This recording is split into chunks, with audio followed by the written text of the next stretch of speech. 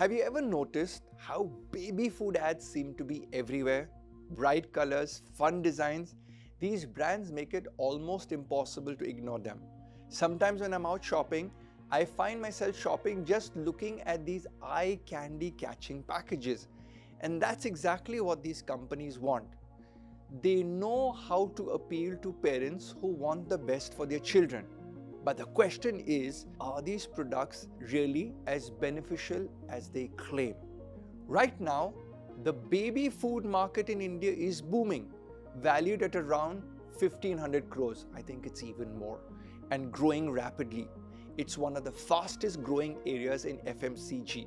Largest population in the world, so many babies coming in. Yet, culturally, many Indian families still lean towards feeding their children homemade food, and often with help from extended family. As a nutritionist, my question to all the parents out there with children is, are you okay with risking your child's health and immunity with the package options? Babies are extremely sensitive, especially in their early months.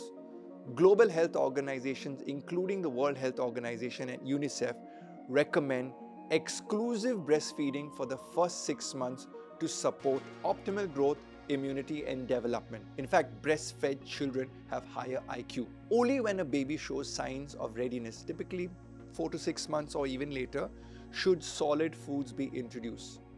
This brings us to a question. Should you choose homemade or packaged baby food? Packaged baby food was once seen as a convenience for occasional use, but now it's becoming a staple, especially for busy parents like me and you. Yet, just as we as adults wouldn't eat every meal from a box, I don't think it's ideal for babies to consume packaged foods on a regular basis. Sure, in some cases like travel, it can be a helpful option, but it should remain the exception, not the rule. In India, we have a strong tradition of feeding infants home-cooked meals, and science backs up this approach. For instance, breastfed babies show a reduced risk of illness like asthma, eczema, and infection. And they're also less likely to develop long-term health issues like obesity and high blood pressure. But here's something concerning. A recent study from the University College London found that toddlers in the United Kingdom get almost half their calories from ultra-processed foods.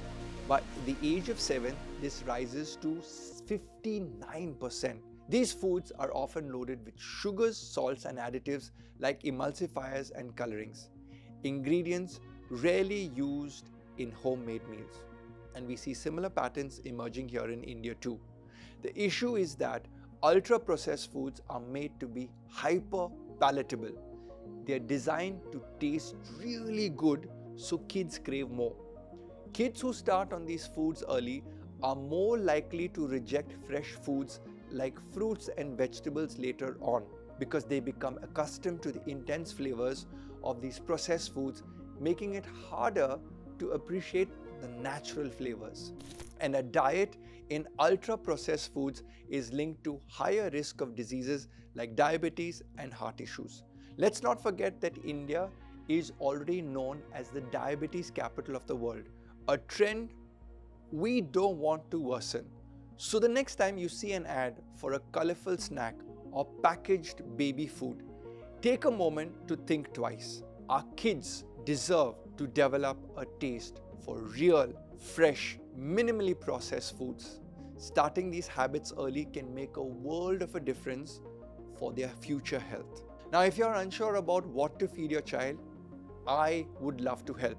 I practice at the Qua Nutrition Clinics with a team of pediatric nutritionists. All you have to do, click the link in the bio, fill out the form. And by the way, this is for your children, okay? Together, let me and my team of pediatric dietitians help you raise a future generation that truly knows the taste of real food, and they will really thrive without disease.